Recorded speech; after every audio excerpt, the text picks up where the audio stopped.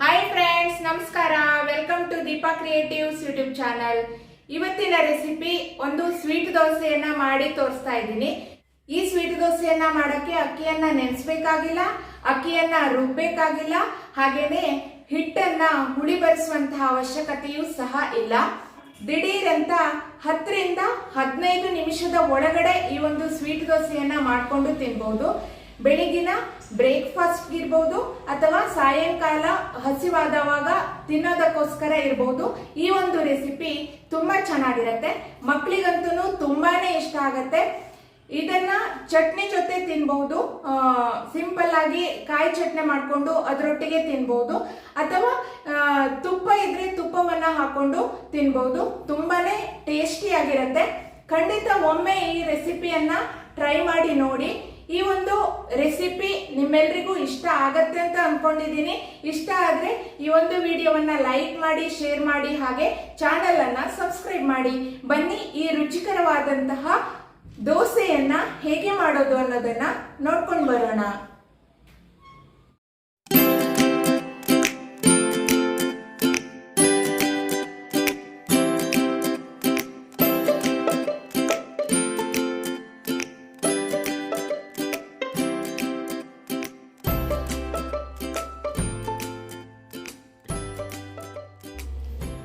ಬನ್ನಿ ಮಾಡುವ ವಿಧಾನವನ್ನು ನೋಡ್ಕೊಂಡು ಬರೋಣ. ಮೊದಲಿಗೆ ಒಂದು ಮಿಕ್ಸಿಂಗ್ ಬೌಲನ್ನು ತೆಗೆದುಕೊಂಡು ಅದಕ್ಕೆ 1/4 ಕಪ್ ಹಾಕ್ಕೊಂಡು ಇನ್ನು 2 ಟೇಬಲ್ ಸ್ಪೂನ್ ಆಗುವಷ್ಟು ಪುಡಿ ಆಗಿರುವಂತಹ ಬೆಲ್ಲವನ್ನು ಜೊತೆಗೆ 1/4 ಕಪ್ ಆಗುವಷ್ಟು ನೀರನ್ನು ಹಾಕ್ಕೊಂಡಿದ್ದೀನಿ. ನಾನಿಲ್ಲಿ ಬೆಲ್ಲವನ್ನು ಸ್ವಲ್ಪ ಕಡಿಮೆ ಪ್ರಮಾಣದಲ್ಲಿ ಹಾಕ್ಕೊಂಡಿದ್ದೀನಿ. ನಿಮಗೆ ಸ್ವೀಟ್ ಜಾಸ್ತಿ ಬೇಕಿದ್ದರೆ 1/2 ಕಪ್ನಷ್ಟು ಬೆಲ್ಲವನ್ನು ಹಾಕ್ಕೋಬಹುದು. ನೋಡಿ, ಚೆನ್ನಾಗಿ ಮಿಕ್ಸ್ ಮಾಡ್ತಾ ಇದ್ದೀನಿ. ಇದು ಪುಡಿ ಆಗಿರುವಂತಹ ಬೆಲ್ಲ ಆಗಿರೋದ್ರಿಂದ ಇದನ್ನು ಪುನಃ ನಾನು ಬಿಸಿ ಮಾಡಿಕೊಂಡು ಅದನ್ನು ಏನು ಕರಗಿಸ್ಕೊತಾ ಇಲ್ಲ. ಸೊ ನೀರು ಹಾಕಿಬಿಟ್ಟು ಚೆನ್ನಾಗಿ ಮಿಕ್ಸ್ ಮಾಡ್ಕೊಂಡಿದ್ದೀನಿ. ಚೆನ್ನಾಗಿ ಮಿಕ್ಸ್ ಆದ ನಂತರ ಇದಕ್ಕೆ 1 ಕಪ್ ಆಗೋಷ್ಟು ಗೋಧಿ ಹಿಟ್ಟನ್ನು ಹಾಕ್ಕೊಳ್ತಾ ಇದ್ದೀನಿ. ನಂತರ ರುಚಿಗೆ ಎಷ್ಟು ಬೇಕೋ ಅಷ್ಟು ಉಪ್ಪನ್ನು ಸೇರಿಸ್ಕೊಳ್ತಾ ಇದ್ದೀನಿ.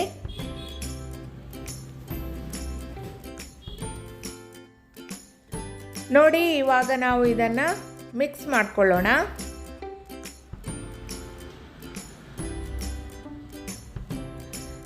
ನೋಡಿ, ಇವಾಗ ನಾವು ಸ್ವಲ್ಪ ಸ್ವಲ್ಪ ನೀರನ್ನು ಹಾಕ್ಕೊಳ್ತಾ ಮಿಕ್ಸ್ ಮಾಡ್ಕೋಬೇಕಾಗತ್ತೆ.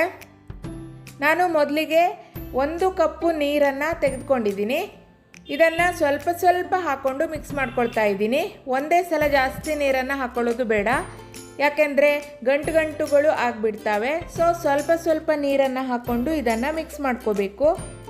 ನೋಡಿ, 1 ಕಪ್ನಲ್ಲಿ ನಾನು 1/2 ಕಪ್ ಮಾತ್ರ ಹಾಕ್ಕೊಂಡಿದ್ದೀನಿ. ಇನ್ನು 1/2 ಕಪ್ಪನ್ನು ಇವಾಗ ಹಾಕ್ಕೊಳ್ತಾ ಇದ್ದೀನಿ. ನೋಡಿ, ಇನ್ನೂ ಒಂದು ಸ್ವಲ್ಪ ನೀರು ಮಿಕ್ಕಿದೆ. ಅದನ್ನು ನೋಡಿಕೊಂಡು ಸ್ವಲ್ಪ ಸ್ವಲ್ಪ ಹಾಕ್ಕೊಂಡು ಮಿಕ್ಸ್ ಮಾಡ್ಕೋಬೇಕಾಗತ್ತೆ. ಸ್ವಲ್ಪನೂ ಗಂಟಿರಬಾರ್ದು. ನಿಮಗೆ ಸೌಟಲ್ಲಿ ಅಥವಾ ಸ್ಪೂನಲ್ಲಿ ಗಂಟುಗಳು ಆಗೋಗ್ತವೆ ಅಂತ ಅನಿಸಿದರೆ ಕೈಯಿಂದನೇ ಸಹ ಮಿಕ್ಸ್ ಮಾಡ್ಕೋಬೋದು. ನೋಡಿ, ಇವಾಗ ಗಂಟುಗಳೆಲ್ಲ ಇಲ್ಲ. ನೋಡಿ, ಉಳಿದಿರುವಂತಹ ನೀರನ್ನು ಹಾಕ್ಕೊಂಡಿದ್ದೀನಿ. ಅಂದರೆ ನಾನಿಲ್ಲಿ 1 ಕಪ್ ನೀರನ್ನು ಹಾಕ್ಕೊಂಡಿದ್ದೀನಿ. ಇವಾಗ ಮೊದಲು ಬೆಲ್ಲದ ಜೊತೆಗೆ 1/4 ಕಪ್ನಷ್ಟು ನೀರನ್ನು ಹಾಕ್ಕೊಂಡಿದ್ದೆ. ನಂತರ ಅದನ್ನು ಬಿಟ್ಟು 1 ಕಪ್ನಷ್ಟು ನೀರನ್ನು ಇವಾಗ ಹಾಕ್ಕೊಂಡು ಚೆನ್ನಾಗಿ ಮಿಕ್ಸ್ ಮಾಡ್ಕೊಳ್ತಾ ಇದ್ದೀನಿ. ನೋಡಿ, ಇದು ಚೆನ್ನಾಗಿ ಮಿಕ್ಸ್ ಆಗಿದೆ. ಮತ್ತು ಬೇಕಿದ್ದರೆ ನಾವು ನೋಡಿಕೊಂಡು ನೀರನ್ನು ಹಾಕ್ಕೊಳ್ಳೋಣ. ನೋಡಿ, ಇವಾಗ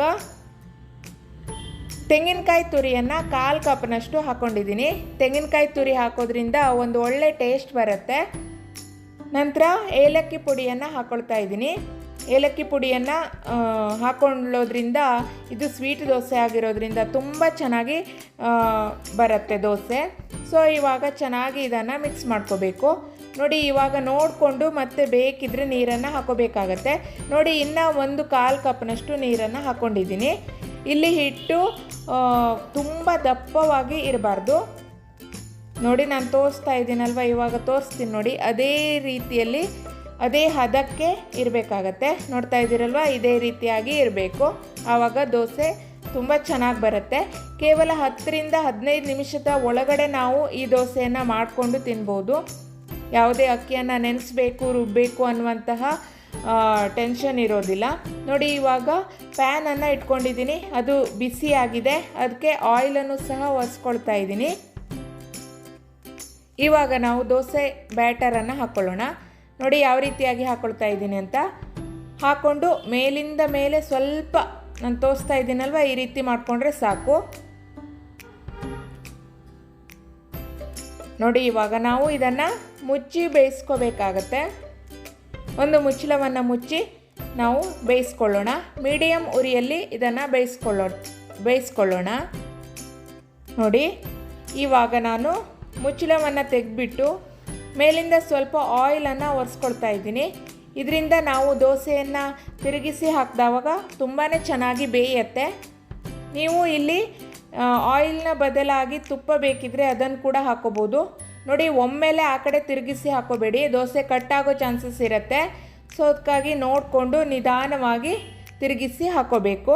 ನೋಡಿ ಎರಡೂ ಕಡೆ ಹದವಾಗಿ ಇದನ್ನು ಬೇಯಿಸ್ಕೋಬೇಕಾಗತ್ತೆ. ನೋಡ್ತಾ ಇದ್ದೀರಲ್ವ, ಚೆನ್ನಾಗಿ ಬೆಂದಿದೆ. ಇವಾಗ ಈ ದೋಸೆಯನ್ನು ತೆಗೆದುಕೊಳ್ತಾ ಇದ್ದೀನಿ. ಅದೇ ರೀತಿಯಾಗಿ ಇನ್ನೊಂದು ದೋಸೆ ಮಾಡ್ಕೊಳ್ಳುವಾಗೂ ಸಹ ಕಾವಲಿಗೆ ಎಣ್ಣೆಯನ್ನು ಸವರ್ಕೊಂಡು ದೋಸೆ ಬೇಟರನ್ನು ಹಾಕ್ಕೊಂಡಿದ್ದೀನಿ. ನೋಡಿ ಇವಾಗ ಇನ್ನೊಂದು ದೋಸೆಯನ್ನು ತೋರಿಸ್ತಾ ಇದ್ದೀನಿ. ಈ ದೋಸೆಯನ್ನು ತಿರುಗಿಸಿ ಹಾಕ್ಕೊಂಡು ನೀಟಾಗಿ ಬೇಯಿಸ್ಕೊಂಡಿದ್ದೀನಿ. ನೋಡಿ ಇವಾಗ ರುಚಿಕರವಾಗಿರುವಂತಹ ಸ್ವೀಟ್ ದೋಸೆ ರೆಡಿಯಾಗಿದೆ. ನಮಗೆ ಸಮಯ ಕಡಿಮೆ ಇದೆ ಅನ್ನುವಾಗ ಈ ಒಂದು ರೆಸಿಪಿಯನ್ನು ಮಾಡ್ಕೋಬೋದು. ತುಂಬ ಬೇಗನೆ ಮಾಡ್ಕೊಳ್ಬೋದು ಈ ಒಂದು ರೆಸಿಪಿಯನ್ನು. ಈ ಒಂದು ಸ್ವೀಟ್ ದೋಸೆ ತಿನ್ನೋಕ್ಕೂ ಸಹ ತುಂಬ ಚೆನ್ನಾಗಿರುತ್ತೆ. 10 ನಿಮಿಷದ ಒಳಗಡೆನೂ ಸಹ ಮಾಡ್ಕೊಳ್ಬೋದು. ನೋಡಿ ಎಷ್ಟೊಂದು ಸಾಫ್ಟಾಗಿ ಬಂದಿದೆ ಅಂತ. ಬೆಳಗ್ಗೆಯಿಂದ ಸಂಜೆ ತನಕ ಇಟ್ಟರೂ ಸಹ ಇಷ್ಟೇ ಸಾಫ್ಟಾಗಿ ಇರುತ್ತೆ.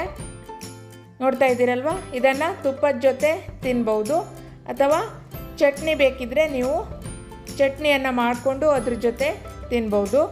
ತುಂಬಾ ಚೆನ್ನಾಗಿರುತ್ತೆ. ಖಂಡಿತ ಒಂದು ಸಲ ಟ್ರೈ ಮಾಡಿ. ಮನೆಯಲ್ಲಿ ಮಕ್ಕಳಿದ್ರೆ ತುಂಬ ಇಷ್ಟಪಟ್ಟು ತಿಂತಾರೆ. ಮತ್ತೊಂದು ರೆಸಿಪಿಯೊಂದಿಗೆ ನಾನು ನಿಮ್ಮನ್ನು ಪುನಃ ಭೇಟಿ ಆಗ್ತೀನಿ. Thanks for watching. ನಮಸ್ಕಾರ. ಬಾಯ್.